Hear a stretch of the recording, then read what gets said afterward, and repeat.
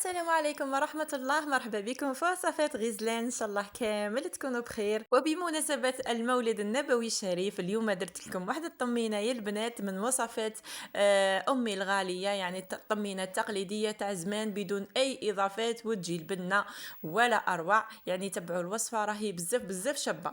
لأول مرة تزور القناة نقول لك ما تنسيش حبيبتي ديري جيم للفيديو، ديري ابوني للقناة هكا باش يوصلك كل ما هو جديد. نبداو بسم الله على بركة الله. هنا عندي مقلة تكون ثقيلة، لازم البنات تكون ثقيلة. راح ندير فيها كمية تاع السميد المتوسط.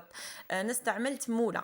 كي تروحوا البائع لوازم الحلويات طبعا هو اللي تلقاو عنده هذه النوعية تاع السميد، قولوا له اعطينا تاع الطمينه، يعني اللي ما تعرفش كامل تقولوا اعطيني تاع الطمينه. راح نديرو في مقله ثقيله كيما هكا ونبقى نخلط فيه، يعني نبقى نحرك فيه باش يتحمص كامل وتخي بيان، يعني يتحمص كامل لون واحد. هنا لازم النار تكون قليله، يعني نار مهيله. انا هنا درت في الطابونه شعلتهم في 3 بصح نقصت لهم كامل يعني على اخر درجه.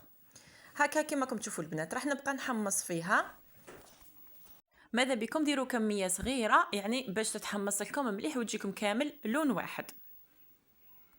وهنا البنات بعد ما كملت كامل الكميه تاع السميد اللي حبيت نحمصه حطيته هنايا في ليان تاع حديد هكا باش نتفاداو انك تحطيها سخونه في حاجه تاع بلاستيك، حطيها من الاحسن في حاجه تاع حديد ولا تاع عود حطب كيما حبيتي. راح نخلي السميد تاعي حتى يبرد تماما، من بعد باش نستعملوه ما تستعملوهش وهو سخون، راح يشرب لكم كامل الليدام والعسل تاعكم. هنايا نجيو للمكونات الاخرى. هنا عندي هذا الكاس تاع 175 مليلتر عمرته مارغرين ذايبه، يعني تقريبا ذايبه غامولي، مع نفس الكاس تاع العسل. راح نحطهم فوق النار على نار قليله ونبقى نحرك بالفوي حتى ينسجم الخليط. يعني كي تشوفوا ما تلقاوش اليدام كامل عايمين من الفوق. شوفوا البنات راح نحطه على نار قليله وما نخليش يسخن بزاف، يعني قيس ما تحطي فيه صبعك تلقايه دافي دافي مليح.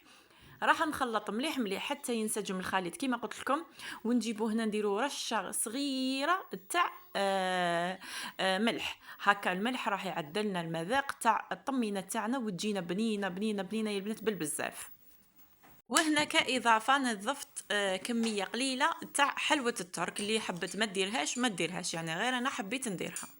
راح نذوبها مليح في الخليط تاعي، من بعد نجيب نفس الكاس اللي كيلت به المارغرين والعسل راح نديرو سميد. درت الكاس الاول وزدت عليه الكاس الثاني، وهنا من بعد راح نخلط مليح بالفوي حتى ينسجم مليح الخليط. البنات هنا نحركو مبدئيا، من بعد تخليوها حوالي ربع ساعه حتى ل20 دقيقه قبل الاستعمال. طبعا راح تصيبوها شربت هذوك السوائل كامل، وشوفوا كيفاش تتقل التشيشه تاعكم ولا السميد. يعني من الاحسن ماشي غير تشوفوها مازالت مايها تروحوا تزيدوا لها نتوما شويه السميد، يعني هذه الكميه راهي كافيه ما شاء الله. هنا بعد ما خليتها ربع ساعه كما قلت لكم، عاود حركتها مليح بالفوي ونجي نسربيها في الطبسي كيما هاك. شوفوا يعني الطمينه تاعنا راهي بدون اي اضافات، ني ما زهر ني حليب ني والو، لكن النتيجه يعني تاع الطمينه تاع زمان والذوق والبنه تاع زمان. هنا راح ندير وريده هكا باللوز، وندير حبات تاع جوز.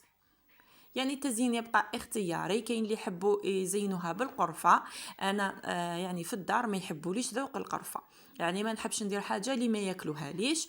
انتي زينيها بواش حبيتي، وطبعا اللي دراجي تبقى شباح. الطمينه دائما نستعملوها في المناسبات الاعياد الاعراس، وحتى في المزيود يعني. ان شاء الله ربي يرزق كل محروم ان شاء الله. طريقة سهلة وبسيطة، زينتها بهذه الطريقة بشوية تاع شامية ولا حلوة الترك، يعني كل واحد كيفاش يسميها. ان شاء الله تكون عجبتكم الطمينة تاعي. هذا هو الفيديو تاع نهار اليوم، نتمنى ان شاء الله يكون عجبكم ونال رضاكم. ما تنسونيش حبوباتي بجيم وابوني. ما بقى لي غير نقول لكم تهلاو لي في رواحتكم، تلاقاو في فيديو قادم ان شاء الله مع وصفات اخرى ان شاء الله، وسلام.